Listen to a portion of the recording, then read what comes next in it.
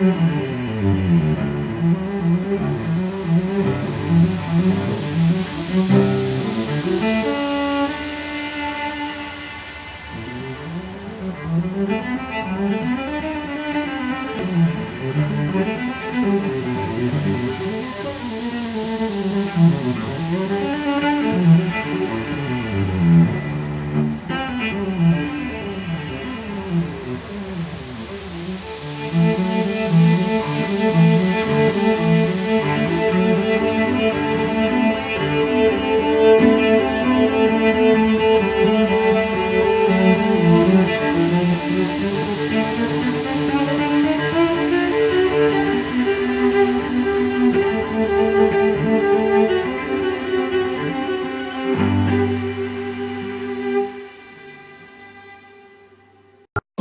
ั้งหนึ่งที่มีการสร้างปัญหากุมพัน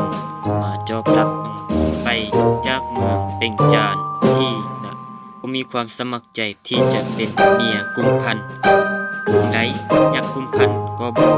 ได้เคารพการตัดสินนางด้วยความจำเป็นเพราะอยู่ห่างญาติพี่น้องตัวคนเดียวกลางเมืองยักษ์และด้วยการอินจอยของยักษ์กุมพันหลายวันหลายคืนก่อนนะใจเป็นเมียของยักษ์กุมพันโตมาด้วยความดีของยักษ์กุมพันที่มีต่อนางนัดมาตลอดผูกพันหักใกล้กับยักษ์กุมพันที่มีต่อนางอยู่ร่วมกินนำกัน8 ปีกันอยู่คนหนึ่งชื่อนางสีดาจันทร์มีความสุขในการของชีวิตคู่กับยักษ์กุมพันควรในเวลาที่เหตุการณ์และเวลาผ่านไปสมุทรได้เปลี่ยนไปเข้ากับสภาพใหม่ที่เมืองยักษ์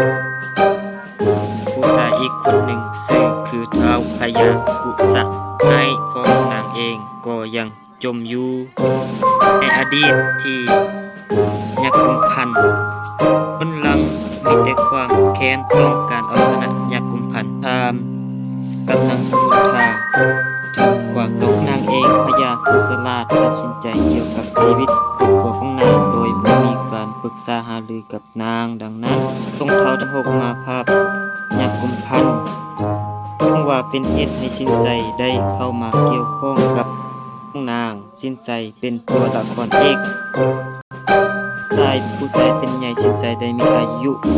น้อยกว่านางผู้เป็นไอหลายกว่าหลายเท่าแต่ก็มีความสามารถตัดสินใจของโดยบ่ยอมฟังความต้องการของนางเป็นแม่ความผูกพันหักแพงต่อครอบครัวสินใจกับคมคูนางให้เต่าคืนเมื่อที่เมืองพิจารจึงถึงขั้นตอนพาไปเสื่องแก้วเพื่อบ่ให้นางลักหนีไปหายักษ์กุมพันสุมนทาพยายามปล่อยให้หลานคืนเมืองเพ่งจานตั้งเหตุผลหลายอันหลายแนวจนกระทั่งลืมแพะสบายลืมซองลืมปีนเพื่อแค่ยาวเวลาแต่สินใส่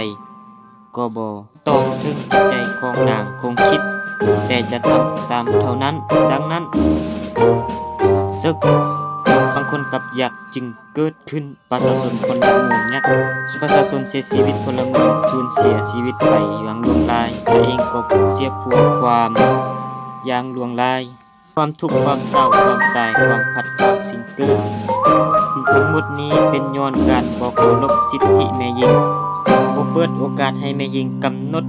ชะตาชีวิตของตนก็นิยมที่จะควบคุมและตัดสินใจแทนแม่หญิงสังคมผู้หารจึงเป็นเหมือนวัตถุสมบัติของผู้ชายของเส้นว่าพ่ออ้ายผัวลูกชายในเรื่องใดหากผู้ชายทั้งหลายอันใดแก่พญากุสลสินใจตัดสินสิทธิของแม่หญิงเช่นนางสุมนทา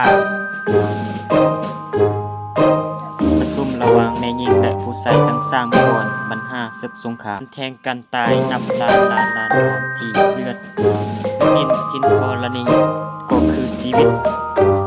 คืนความสงบสุขในครอบครัวของนางสมุนทาระหว่างยักษ์กับคนก็คือจะเกิดขึ้นได้เช่นกันสะท้อนให้สมุนทาสภาพสะท้อนของสังคมผู้ชายใหญ่ และความยุ่งยากต่างๆที่เกิดขึ้นกับนางสุมนทาสิทธิของแม่หญิงแต่ตั้งแต่ตอนต้นใส่ก็เลย ในความสำคัญและอนุญาตทะนุกรรมบัตรการที่สมุนสังสินใส่พอสุมนทาแตดนานาต่างๆจน